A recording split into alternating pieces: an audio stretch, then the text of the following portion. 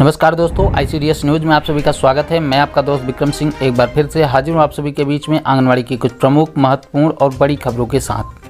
दोस्तों, आज की इस वीडियो में हम आपको कुछ महत्वपूर्ण ऐसी खबरें दिखाने जा रहे हैं जिसे जानना आप सबके लिए बहुत ही ज़्यादा ज़रूरी है, बहुत ही ज़्यादा इंपॉर्टेंट है। तो सभी बहनें ध्यान से यह पूरी वीडियो देखिए।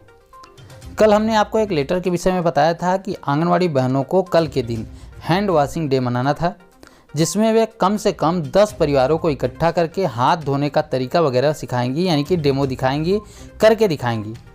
तो हमारे पास कुछ वीडियो क्लिप आई हुई है, आप उसे देखें कि हमारी आंगनवाड़ी बहनें कितनी लगन से, कितनी मेहनत से दिए गए सभी निर्देशों का पालन करती हैं। कोई भी आदेश जारी होता है, बहनें उसे पूरी निष्ठा के साथ पालन करती हैं। इस वीडियो में आप देख पा रहे होंगे कि कैसे बहन बच्चों को साबुन से हाथ धोने का तरीका सिखा रही हैं। सभी बच्चे मास्क भी लगाए दिख रहे हैं आपको, मतलब कि जो भी काम कहा जा रहा है बहन उसे तुरंत बहुत ही निष्ठा के साथ, पूरी ईमानदारी के साथ निभा रही, काम कर रही हैं। 14 तारीख को आदेश जारी होता है और 15 को काम करना है। समय बिल्कुल ही कम था, फिर भी बहनों ने किया। तो यहाँ सोचने का विषय यह है कि इतनी निष्ठा और लगन से काम करने के बाद बहनों को मिलता क्या है। 5,000 रुपये का मानदेय है, वो भी 6 महीने साल भर नहीं मिलता, यानी कि रुका रह जाता है, मिलता ही नहीं।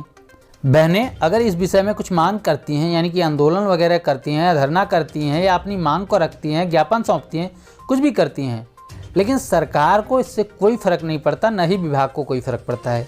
यानी कि न तो सरकार सुनती है और न ही विभाग सुनती है। अगर देखा जाए तो लगभग रोज़ाना ही कुछ न कुछ नए आदेश आते रहते हैं। हम उनमें से ज़्यादातर आदेश आपको दिखा भी देते हैं।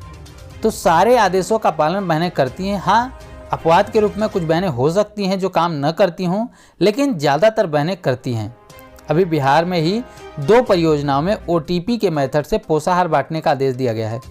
काफ़ी अच्छी प्रणाली है, लेकिन यहाँ भी कुछ कमियाँ हैं, जिसे हमारी एक बहन ने बताया हमें। हमारी बहन बताती है कि जैसे गाँव में सभी लाभार्थियों के पास फ़ोन की व्यवस्था नहीं है, तो OTP उन्हें कैसे प्राप्त होगा, यानी कि वे तो वंचित रह जाएंगे, यानी कि वे इन लाभों से वंचित रह जाएंगे, उनको पोषाहार नहीं मिल पाएगा।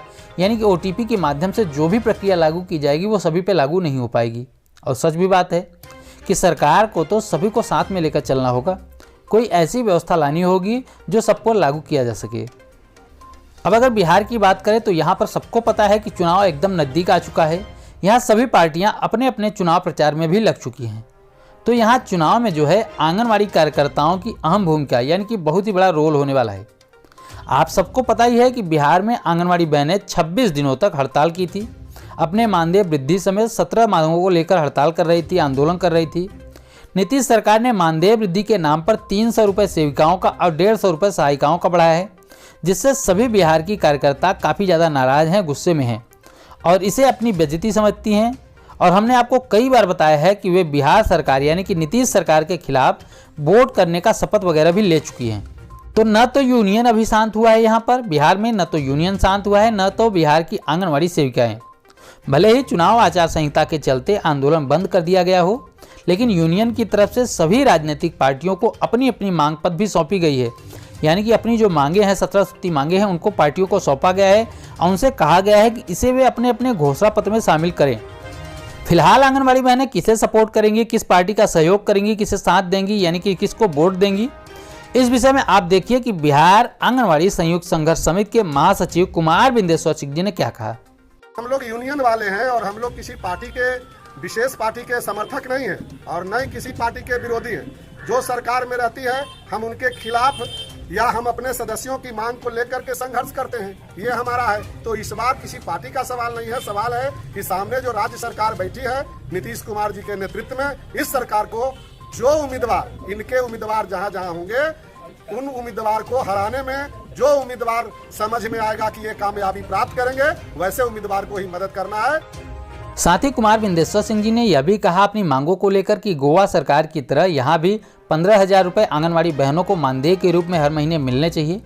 और बताया कि इस बार आंगनवाड़ी के साथ साथ प्रदेश में सभी आशाकर्मी और जितने भी संविदा कर्मी हैं, सभी इस सरकार से रुष्ट हैं, नाराज हैं और उन्होंने सरकार के खिलाफ वोट करने का फैसला भी लिया है। बातचीत के दौरान बताया कि वे किसी भी पार्टी के खिलाफ या साथ में नहीं हैं, वे उसी का साथ देंगे जो इस वर्तमान सरकार पर भारी पड़ेगा। यानी कि जो कैंडिडेट वर्तमान सरकार पर भारी पड़ेगा उसे वहां की आंगनवाड़ी कार्यकर्तियां वोट देंगी और जिताने का प्रयास करेंगी। ताकि वर्तमान सरकार हार सके, वहाँ के जो विधायक राज्य मंत्री जो भी हैं वो हार सके और वर्तमान सरकार को यह समझ में आ सके कि आंगनवाड़ी बहनों में कितनी ताकत है, आंगनवाड़ी बहनों की ताकत का अंदाज़ा उन्हें लग सके। इसके अलावा कई और भी महत्वपूर्ण बिंदुओं पर भी बात की।